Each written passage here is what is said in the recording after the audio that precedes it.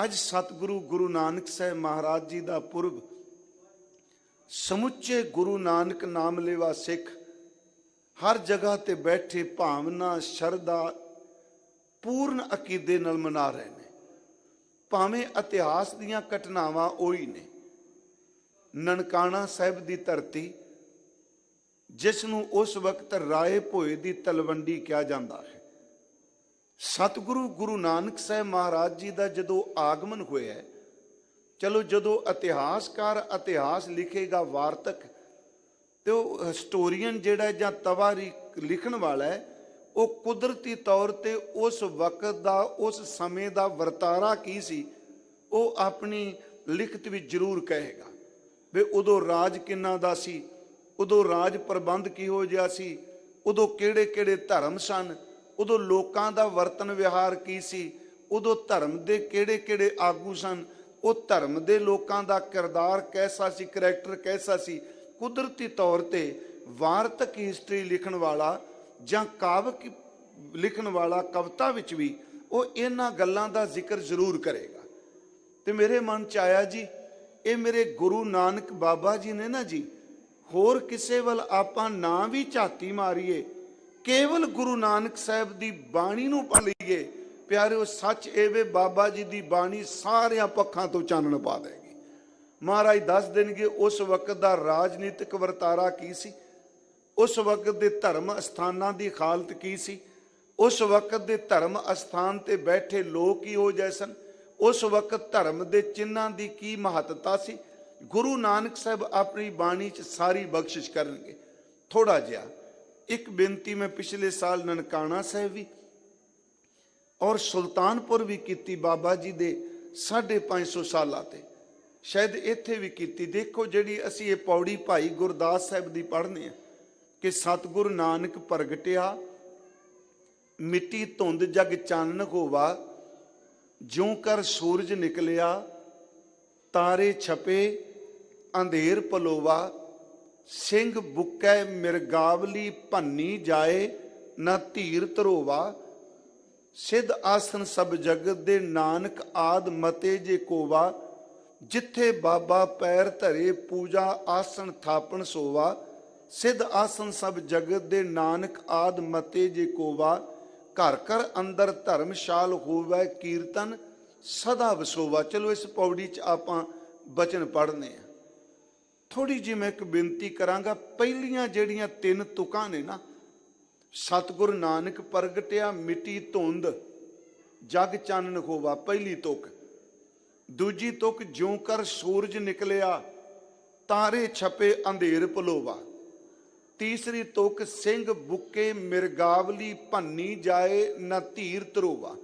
ठीक है, गाउण वाले भावें विश्राम इत्थे ला देण क्योंकि वो मात्रा उन्हां अपनी सथाई नूं पूरे कर लगे जां अंतरे लई कि सिंह बुके मिरगावली, जदों कथा करने वाले अर्थ करनगे वही कहणगे सिंह बुके मिरगावली भन्नी जाए ना धीर धरोवा। 3 तुकां खास तवज्जो मंगदियां। मैं इस संबंधी एक बार अर्ज की सी। इत्थे भाई साहब जी ने ना जी जिथे सतगुरु नानक प्रगटिया उहदे नाल धुंध का जिक्र किया है। सतगुरु नानक प्रगटिया मिट्टी धुंध जग चानन होवा, धुंध मिट्टी संसार ते चानन हो गया। हुण अगे फिर जदों सतगुरु तारियां दा भाई साहब तारियां दा जिक्र करनगे ते खनेरे दा जिक्र करनगे, उत्थे सतगुरु नानक प्रगटिया दी थां ते उन्होंने लफ्ज वरते ज्यों कर सूरज निकलिया। सुनियो इस बेनती नूं, पहला सतगुरु नानक प्रगटिया ते धुंध मिटी, सूरज निकलिया अंधेरा अलोप हो गया ते तारे छिप गए। अंधेरा बिनस गया, तारे बिनसे नहीं, अलोप हो गए, छिप गए। तीसरा बचन उन्होंने कहा भी सिंह बुके मिरगावली भन्नी जाए। सिंह बुके जदों शेर गरजिया, शेर ने दहाड़ मारी ते मिर्गां दियां डारां जिहड़ियां ने वो भजदियां जांदियां ने, उन्हां दे अंदर नूं धीरज टिका ही नहीं आउंदा पिया, इन्ना भय आ गया है। 3 बचन खास करके जी ये भाई साहब ने जिन्नी कोई सोझी है, कोई ये नहीं कि मैं इस स्थान ते बैठ के कोई दावा करा जी मैनू बहुत कुछ पता है। मैं सच कहना गुरमुखो हजूर दी इनू विखावे दी निमरता ना समझियो। जिन्ने वड्डे मेरे धन गुरु नानक साहब सच्चे पातशाह ने, असी असंख्या जन्म लैके भी अपने बाबे दी पूरी गल नहीं कर सकते। वो इन्ने इसे करके भाई साहब ने कहा, कहते सिद्ध इन्ने करामाती सिद्धां दियां इन्नियां कमाइयां, उन्होंने भी कह दिता सी सिद्ध बोलन शुभ बचन, धन नानक तेरी वड्डी कमाई। उसकी कमाई का कोई पारावार नहीं। मैं फिर उस विषय ते आउण लगा कि एक धुंध, एक हनेरा, तीसरे तारे, चौथा शेर ते मिर्ग, तीन भाई साहब ने उदाहरण दित्तियां इत्थे। ते दास कई बारी बेनती करदा हुण सियाल सर्दी शुरू होनी है। आपनू पता है भी हुण तो पहलां जिहड़े 8-9 महीने निकले आ, इउं समझ लो भी आपां जे चेत तो लैके हुण तक, फग्गण दे अखीर तो लैके हुण तक जिहड़े महीने निकले आ, रात पैंदी है ते खनेरा हो जांदा है। कदी चानना पख हुंदा है ते चंद्रमा हुंदा है। जे मस्या वाली रात आउंदी है वो काला खनेरा हुंदा है। पूर्णमाशी तो बाद अंधकार पैसर लग पैंदा है। पर आप सब नूं पता है भी एक हनेरा होवे जिहड़ा रात दा है, जिहड़ा चिट्टे रंग दा नहीं, श्वेत रंग दा नहीं। वो हनेरे दा रंग जिहड़ा वो काला है, हथ पसारिया नज़र नहीं आउंदा। पैर जिहड़े ने चलने 1 फुट जमीन नहीं दिसदी खनेरे दे विच, काले खनेरे च। पर आ हुण सर्दी शुरू हो जानी है, होर महीने तक जां 15-20 दिनां तक आप जी देखोगे रात नूं संध्या नूं साडे इस पंजाब विच धुंध पैणी शुरू हो जाती है। रात काली है, पर जदों धुंध पैंदी है प्यारिओ, उस धुंध दा रंग जिहड़ा श्वेत है वो चिट्टे रंग दा है। धुंध दा रंग सफेद है। उंज जे धुंध नहीं ते मस्या दी रात जिहड़ी वो काली है, अंधेरी है। पर आप याद रखो कि जदों धुंध नहीं होवेगी, आपां दीवा बाल के तुर पांगे ते हनेरा खत्म हो जाएगा। धुंध नहीं होवेगी ते गड्डी दियां जिहड़ियां बत्तियां ने आपां जगावांगे ते खनेरा चला जाएगा। काला खनेरा जिहड़ा है वो दीवा बालन दे नाल चला जांदा है। पर गुरमुखो जिस रात नूं धुंध पै जाए, जिन्नियां मर्जी बत्तियां बाल लो, धुंध जिहड़ी है वो बत्तियां दी लाइट दी पेश ही नहीं जान देंदी। कई वारी तां इन्नी गहरी धुंध पैंदी है कि सारा दिन सूरज आसमान ते निकल के छिप भी जाता है ते बाह पसारिया नज़र नहीं आउंदा। वो धुंध भी एक हनेरा है, पर वो काले खनेरे तो वध खतरनाक है। इत्थे भाई साहब ने जिहड़े ये रमज पाई है, एक कला धुंध आ नहीं अर्थ। हुण जे कोई कहे जी बाबा जी का गुरपुरब धुंध, फिर हट देनी चाहिए। क्योंकि जिन्ने भी प्रतीक जां उदाहरण जां बिंब वरते जाते हैं, उन्हां दे कोई अंदरूनी अर्थ हुंदे आ, उन्हां दे अपने गहरे अर्थ ने।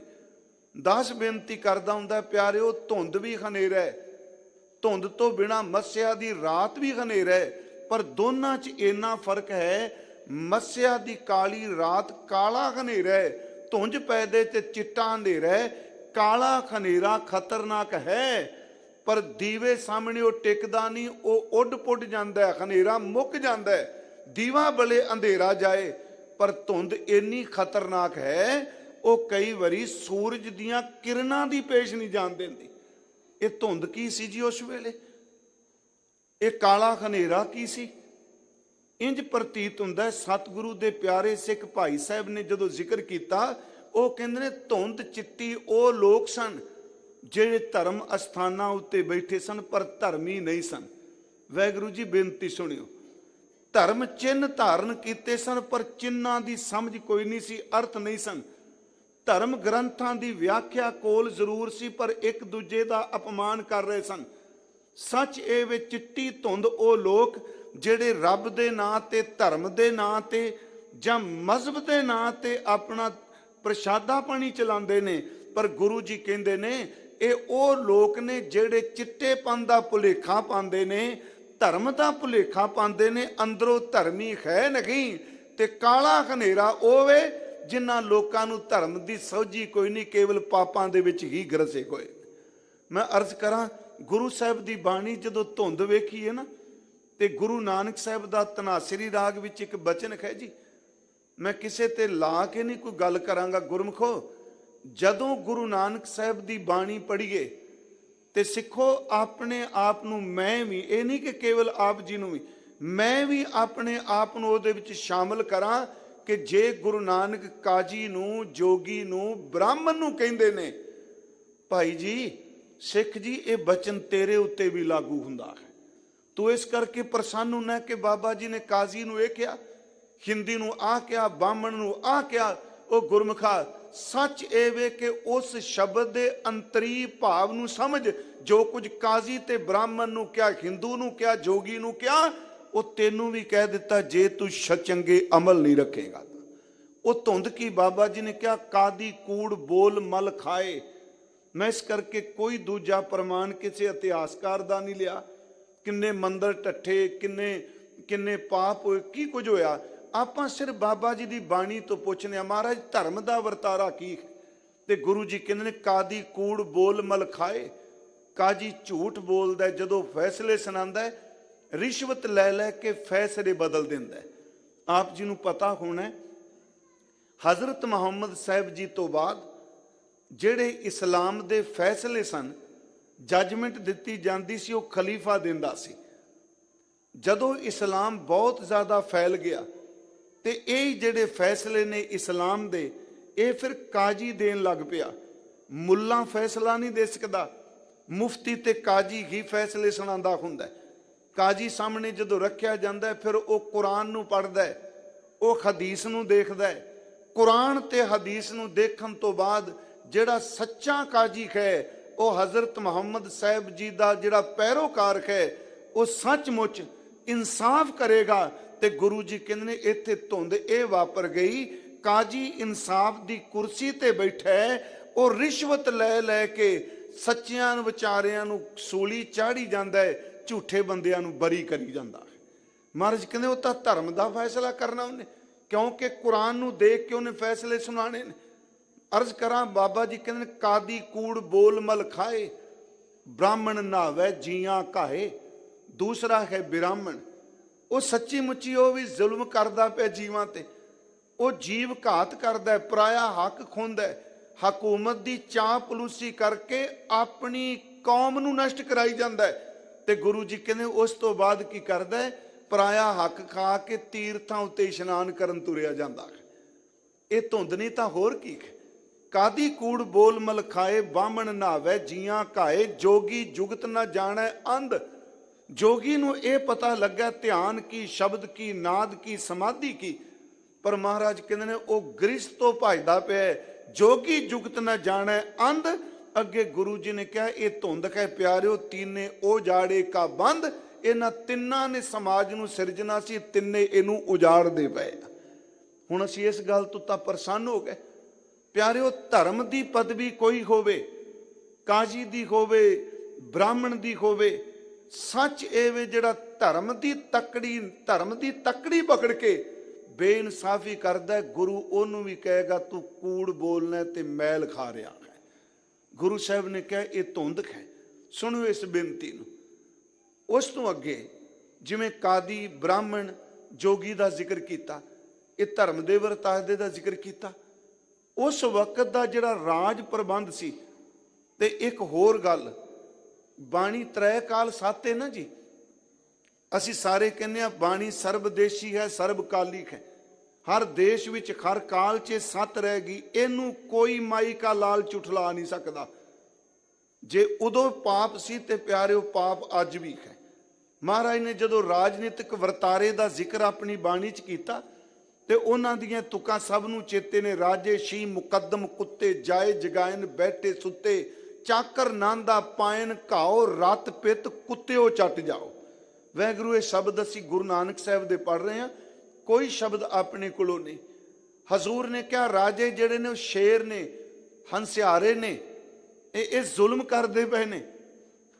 ਤੇ ਜਿਹੜੇ ਇਹਨਾਂ ਦੇ ਅੱਗੇ ਅਹਿਲਕਾਰ ਨੇ, ਰਾਜੇ ਸ਼ੀ, ਇਹ ਸ਼ੇਰ ਨੇ, ਖੂਨਖਾਰ ਨੇ, ਇਹ ਸੱਚੀ ਮੁੱਚੀ ਜ਼ੁਲਮ ਢਾਉਂਦੇ ਪਏ ਨੇ। ਤੇ ਜਿਹੜੇ ਇਹਨਾਂ ਦੇ ਅੱਗੇ ਵਜ਼ੀਰ ਨੇ, ਅਹਿਲਕਾਰ ਨੇ, ਉਹ ਹਲਕੇ ਕੁੱਤਿਆਂ ਦੀ ਤਰ੍ਹਾਂ ਨੇ।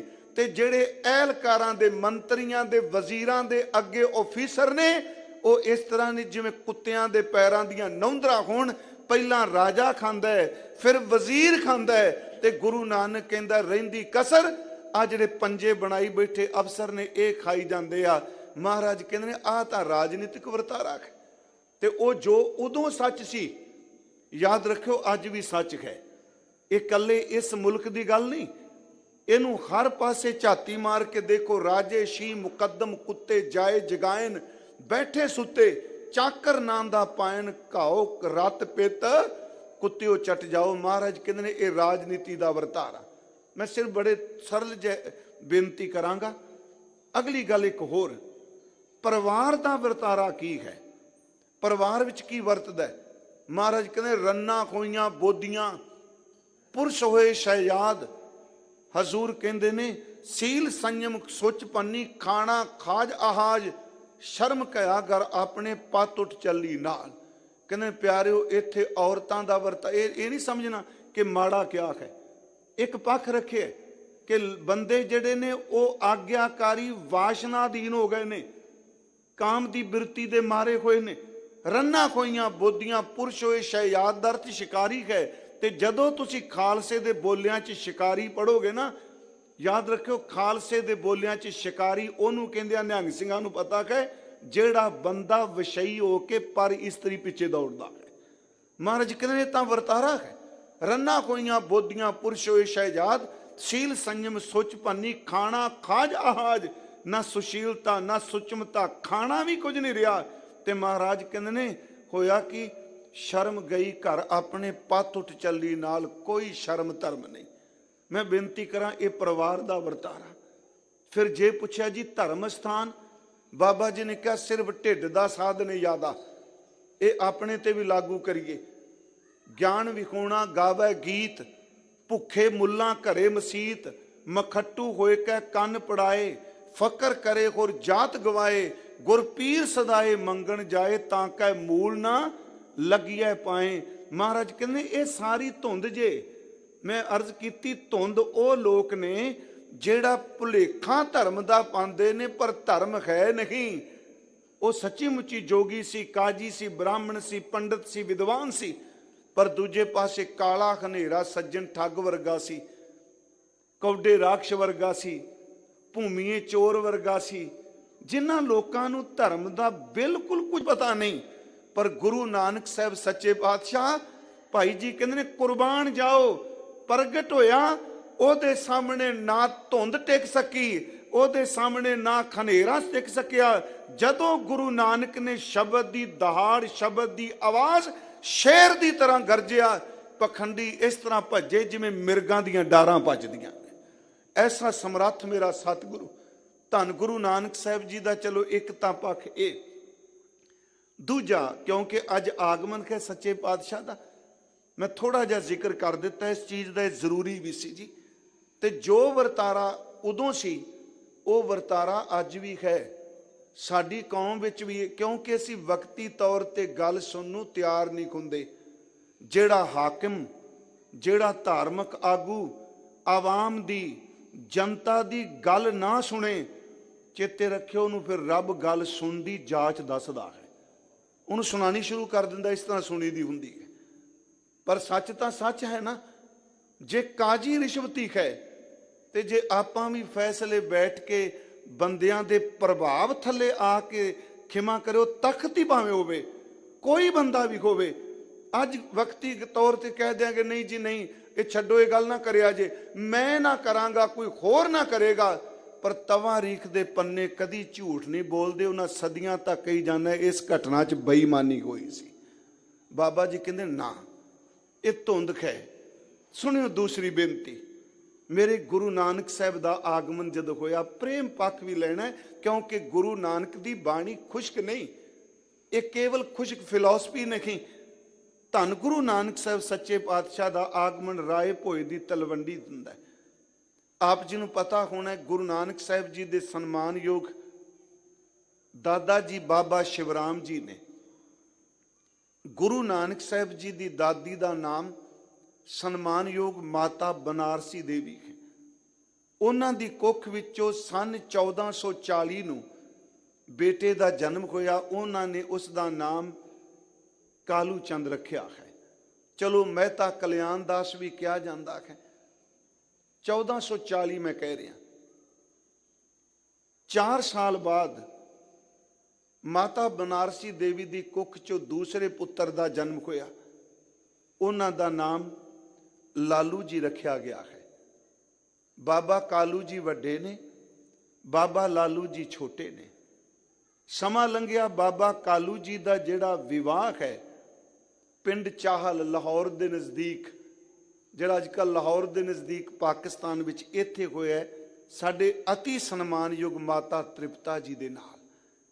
ਹਜ਼ੂਰ ਦੇ ਮਾਤਾ ਜੀ ਦੇ ਜਿਹੜੇ ਪਿਤਾ ਜੀ ਨੇ ਉਹਨਾਂ ਦਾ ਨਾਮ ਬਾਬਾ ਰਾਮਾ ਜੀ ਹੈ। ਮਾਤਾ ਤ੍ਰਿਪਤਾ ਜੀ ਦੇ ਭਰਾਤਾ ਜੀ ਦਾ ਨਾਮ ਕ੍ਰਿਸ਼ਨਾ ਜੀ ਹੈ। ਵਿਵਾਹ ਹੁੰਦਾ, ਸੱਚੀ ਮੁੱਚੀ ਮਾਂ ਤ੍ਰਿਪਤਾ ਬਿਲਕੁਲ ਅੰਦਰੋਂ ਤ੍ਰਿਪਤ ਹੈ, ਰੱਜੀ ਹੋਈ ਹੈ। ਸਾਡੇ ਵਿਦਵਾਨ ਪੁਰਸ਼ ਕਹਿੰਦੇ ਆ ਕਿ ਤੁਸੀਂ ਇਸ ਕਮਾਈ ਨੂੰ ਅੱਖਾਂ ਤੋਂ ਓਲੇ ਨਾ ਕਰੋ।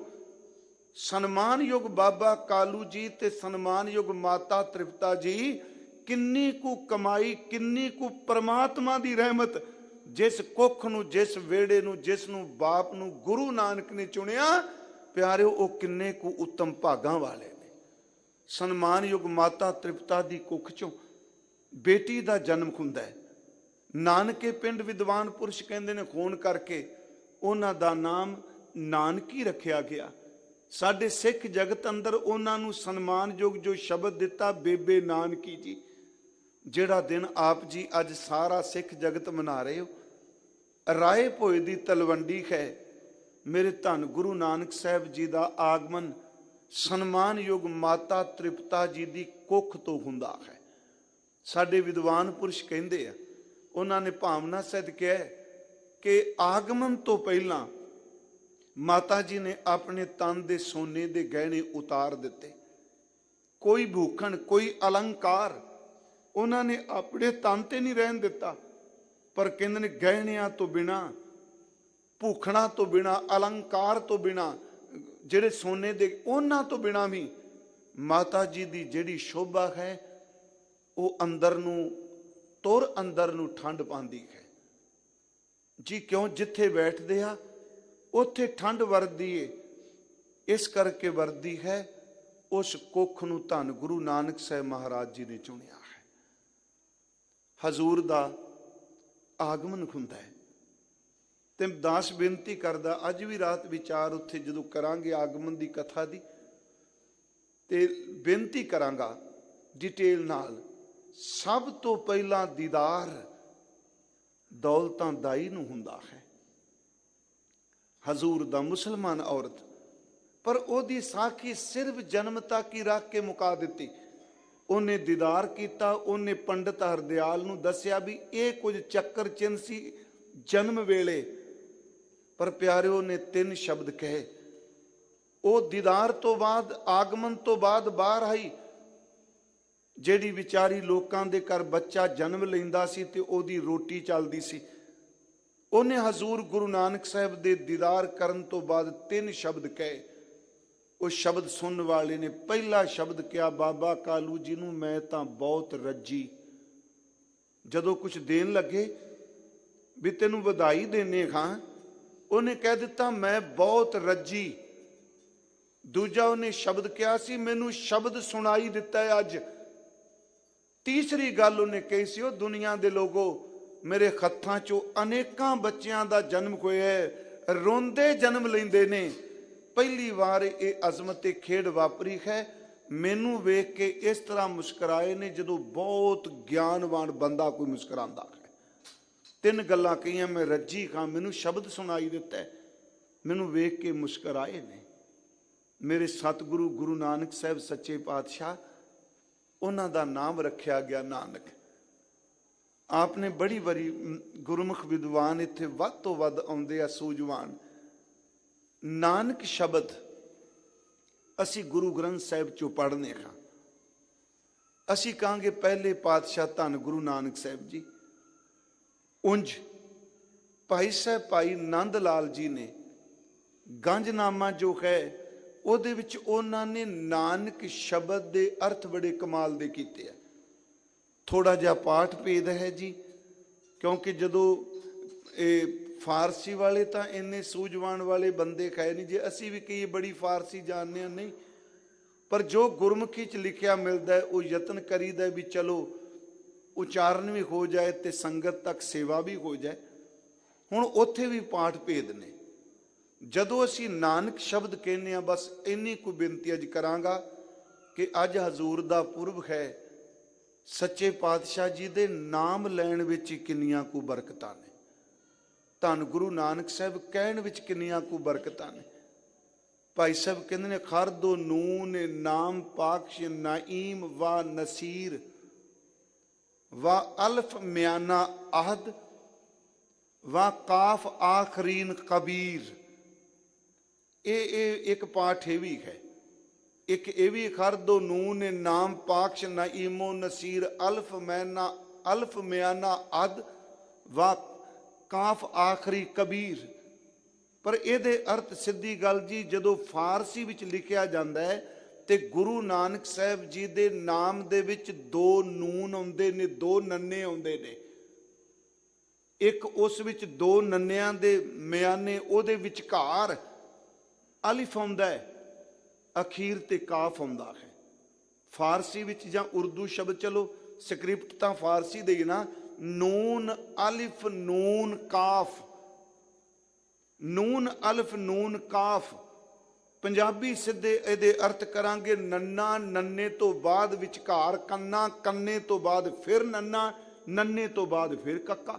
ਇਸ ਤਰ੍ਹਾਂ ਹੈ ਜੀ। ਨਾਨਕ ਭਾਈ ਸਾਹਿਬ ਕਹਿੰਦੇ ਆ ਸਿੱਖੋ ਸਿਰਫ ਇਹ 4 ਅੱਖਰ ਹੀ, ਚਲੋ ਗੁਰਮੁਖੀ ਵਿੱਚ ਅਸੀਂ ਕਹਾਂਗੇ ਕੰਨਾ ਮਾਤਰਾ ਹੈ, ਪਰ ਫਾਰਸੀ ਵਿੱਚ ਤਾਂ ਇਹ ਹਰੂਫ ਹੈ ਨਾ।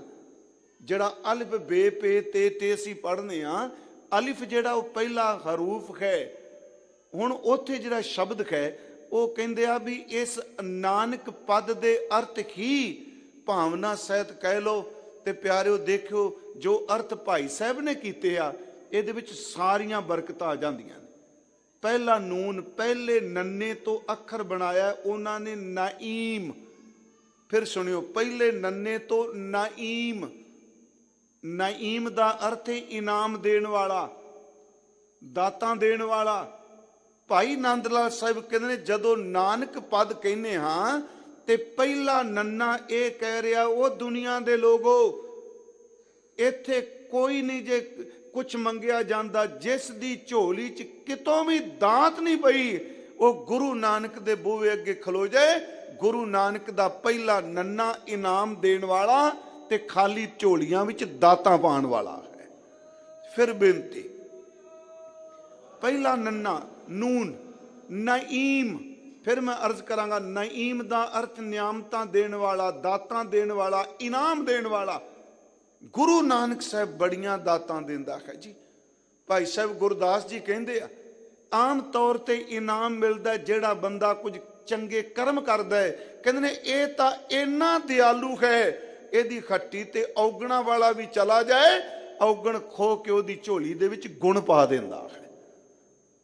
ਸੌਦਾ ਇਕਤ ਹਟ ਹੈ ਸ਼ਾ ਸਤਿਗੁਰ ਪੂਰਾ, ਔਗਣ ਲੈ ਗੁਣ ਵਿਕਣਾ ਵਚਨ ਦਾ ਸੂਰਾ। ਔਗਣ ਲੈ ਕੇ ਵੀ ਗੁਣ ਪਾ ਦਿੰਦੇ ਨੇ, ਉਹ ਦਾਤਾਂ ਦਿੰਦੇ ਨੇ ਗੁਰੂ ਨਾਨਕ ਸਾਹਿਬ।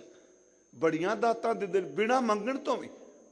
ਦਾਸ ਸੋਚਦਾ ਕਿ ਦੇਖੋ ਉਹ ਗਰੀਬ ਜਿਹਦੀ ਝੌਂਪੜੀ 'ਚ ਰਾਤ ਰਹੇ, ਉਹਨੇ ਪ੍ਰਸ਼ਾਦ ਪਾਣੀ ਦੀ ਸੇਵਾ ਕੀਤੀ ਸਾਰੀ ਰਾਤ। ਉਹਨੂੰ ਇੰਨਾ ਚਾਹ ਮੇਰੇ ਘਰ ਸੰਤ ਆਏ, ਮਹਾਂਪੁਰਖ ਆਏ, ਮੇਰੇ ਘਰ ਬਾਬਾ ਜੀ ਆਏ। ਸਵੇਰੇ ਦਿਨ ਚੜਿਆ, ਕਹਿਣ ਲੱਗੇ ਮਰਦਾਨਿਆਂ ਇਹਨੂੰ ਕਹਿ ਆਪਣੇ ਪਰਿਵਾਰ ਨੂੰ ਬਾਹਰ ਕੱਢ, ਦੀ ਝੌਂਪੜੀ ਨੂੰ ਅੱਗ ਲਾ ਦੇਣੀ ਹੈ।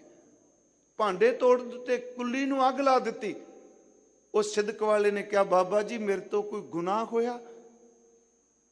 ਆਪਨੇ ਝੌਂਪੜੀ ਫੂਕ ਦਿੱਤੀ, ਮੈਂ ਗਿਲਾ ਨਹੀਂ ਕਰਦਾ, ਜੇ ਕੋਈ ਗਲਤੀ ਹੋਈ ਮੈਨੂੰ ਦੱਸੋ। ਸੀਨੇ ਨਾਲ ਲਾ ਕੇ ਕਹਿੰਦੇ ਆ ਤੂੰ ਰਾਤ ਬਹੁਤ ਸੇਵਾ ਕੀਤੀ, ਰੱਬ ਨੇ ਦਿਲ ਬੜਾ ਵੱਡਾ ਦਿੱਤਾ ਪਰ ਹੱਥ ਤੇਰਾ ਤੰਗ ਸੀ, ਝੌਂਪੜੀ ਢਾ ਦਿੱਤੀ ਹੈ। ਹੁਣ ਤੇਰਾ ਅਸੀਂ ਹੱਥ ਵੀ ਖੁੱਲਾ ਕਰ ਚੱਲੇ ਆ, ਤੇਰੀ ਗਰੀਬੀ ਸਦਾ ਲਈ ਕੱਟੀ ਜਾਏਗੀ। ਪਿਆਰਿਓ ਉਹ ਦਾਤਾਂ ਦਿੰਦੇ ਨੇ, ਗਰੀਬੀ ਕੇਵਲ ਦੌਲਤ ਦੀ ਨਹੀਂ, ਹਿਰਦੇ ਦੀ ਗਰੀਬੀ ਨਿਮਰਤਾ ਦੀ ਦਿੰਦੇ ਆ, ਨਾਲ ਨਾਮ ਦੀ ਦੌਲਤ ਦਿੰਦੇ ਆ।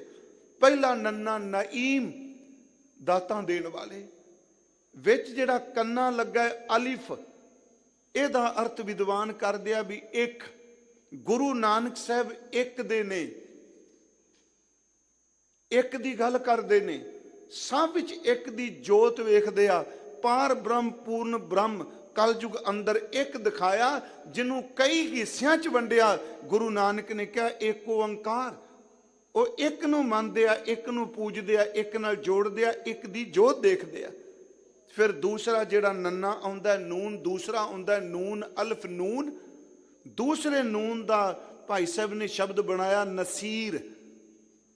ਯਾਦ ਰੱਖਿਓ, ਪਹਿਲਾ ਨੂਨ ਨਈਮ, ਦੂਸਰਾ ਨੂਨ ਨਸੀਰ। ਤੇ ਨਸੀਰ ਦਾ ਅਰਥ ਹੈ ਮਦਦਗਾਰ। ਬਾਬਾ ਜੀ ਦਾਤ ਵੀ ਦਿੰਦੇ ਨੇ, ਇੱਕ ਨਾਲ ਜੋੜਦੇ ਵੀ ਨੇ। ਤੇ ਗੁਰਮੁਖੋ, ਜਿਸ ਬੰਦੇ ਨੂੰ ਦੁਨੀਆ ਦੇ ਸਾਰੇ ਲੋਕ ਛੱਡ ਜਾਣ, ਜਿਹਦਾ ਕੋਈ ਵੀ ਨਾ ਹੋਵੇ, ਉਹਦੀ ਮਦਦ ਧੰਨ ਗੁਰੂ ਨਾਨਕ ਸਾਹਿਬ ਕਰਦਾ ਹੈ। ਉਹ ਨਸੀਰ ਨੇ, ਮਦਦਗਾਰ ਨੇ, ਸਭ ਦੀ ਮਦਦ ਕਰਦੇ ਨੇ। ਅਖੀਰਲਾ ਜਿਹੜਾ ਖਰੂਫ ਹੈ ਜਾਂ ਅੱਖਰ ਹੈ, ਉਹ ਕੱਕਾ ਕਾਫ, ਉਸ ਤੋਂ ਸ਼ਬਦ ਬਣਾਇਆ ਭਾਈ ਸਾਹਿਬ ਜੀ ਨੇ ਕਬੀਰ। ਕਬੀਰ ਦਾ ਅਰਥ ਹੈ ਵੱਡਾ। ਫਿਰ ਮੈਂ ਦੁਹਰਾ ਦੇਣਾ, ਪਹਿਲੇ ਨੰਨੇ ਦਾ ਭਾਵ ਨਈਮ, ਦਾਤਾਂ ਦੇਣ ਵਾਲੇ। ਕੰਨੇ ਦਾ ਮਤਲਬ ਇੱਕ ਦੇ ਨੇ, ਇੱਕ ਨਾਲ ਜੋੜਦੇ ਨੇ, ਇੱਕ ਜੋਤ ਨੂੰ ਦੇਖਦੇ ਨੇ। ਦੂਸਰੇ ਨੰਨੇ ਦਾ ਅਰਥ ਸ਼ਬਦ ਬਣਾਇਆ ਨਸੀਰ, ਉਹ ਮਦਦਗਾਰ ਨੇ।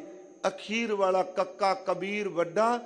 ਭਾਈ ਸਾਹਿਬ ਕਹਿੰਦੇ ਨੇ, ਉਹ ਲੋਕੋ ਚੜ੍ਹਦੇ ਤੋਂ ਲੈਂਦੇ ਤੱਕ ਚਲੇ ਜਾਓ, ਗੁਰੂ ਨਾਨਕ ਤੋਂ ਵੱਡਾ ਕੋਈ ਨਹੀਂ ਮਿਲਣਾ। ਉਹ ਵੱਡਾਪਨ ਕੌਮੇ ਦਾ ਨਹੀਂ, ਉਹ ਕਾਮਲ ਮੁਰਸ਼ਿਦ ਨੇ। ਧੰਨ ਗੁਰੂ ਨਾਨਕ ਸਾਹਿਬ ਸੱਚੇ ਪਾਤਸ਼ਾਹ ਮਹਾਰਾਜ ਪਿਆਰਿਓ, ਉਹਨਾਂ ਨੇ ਪ੍ਰੇਮ ਦੀ ਬਾਰਿਸ਼ ਪਾ ਦਿੱਤੀ। ਖੁਸ਼ ਗਿਆਨ ਨਹੀਂ, ਜਿੱਥੇ ਬਾਬਾ ਜੀ ਗਏ, ਭਾਈ ਸਾਹਿਬ ਤਾਂ ਕਹਿੰਦੇ ਜਿੱਥੇ ਬਾਬਾ ਪੈਰ ਧਰੇ, ਪੂਜਾ ਆਸਣ ਥਾਪਣ ਸੋਵਾ। ਘਰ ਘਰ ਅੰਦਰ ਧਰਮਸ਼ਾਲ ਹੋਵੇ, ਕੀਰਤਨ ਸਦਾ ਵਿਸੋਵਾ। ਬਾਬੇ ਤਾਰੇ ਚਾਰ ਚੱਕ, 9 ਖੰਡ ਪ੍ਰਿਥਵੀ ਸੱਚਾ ਢੋਵਾ। ਗੁਰਮੁਖ ਕਲ ਵਿੱਚ ਪ੍ਰਗਟ ਹੋਵਾ।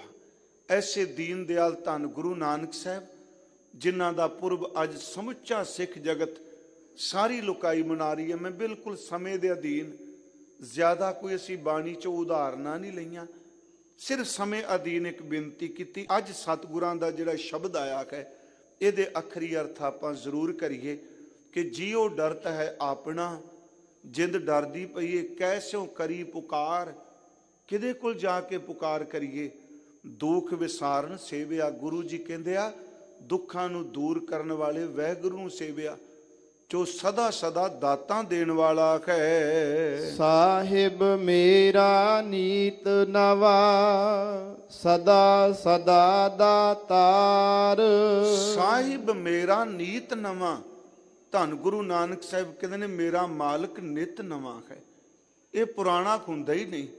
ਸੱਚੇ ਗੁਰਮੁਖੋ, ਸ਼ਬਦ ਕਦੀ ਪੁਰਾਣਾ ਨਹੀਂ ਹੁੰਦਾ। ਦਾਸ ਕਹਿੰਦਾ 1539 ਤੋਂ ਪਹਿਲਾਂ ਜਪਜੀ ਸਾਹਿਬ ਪੜ੍ਹਨਾ ਸ਼ੁਰੂ ਕੀਤਾ ਹੈ, ਤੇ 2020 ਆ ਗਿਆ। ਗੁਰਮੁਖੋ, ਇੰਨੀਆਂ ਸਦੀਆਂ ਲੰਘਣ ਤੋਂ ਬਾਅਦ ਵੀ ਜਪਜੀ ਸਾਹਿਬ ਨਵੇਂ ਦਾ ਨਵਾਂ ਹੀ ਹੈ। ਕਿਉਂ? ਇਹਦੇ ਵਿੱਚ ਸਾਹਿਬ ਦੇ ਬਚਨ ਨੇ। ਗੁਰੂ ਜੀ ਕਹਿੰਦੇ ਨੇ, ਮੇਰਾ ਸਾਹਿਬ ਜਿਹੜਾ ਉਹ ਨਵਾਂ ਹੈ, ਨਿਤ ਨਵਾਂ ਹੈ, ਉਹ ਪੁਰਾਣਾ ਨਹੀਂ।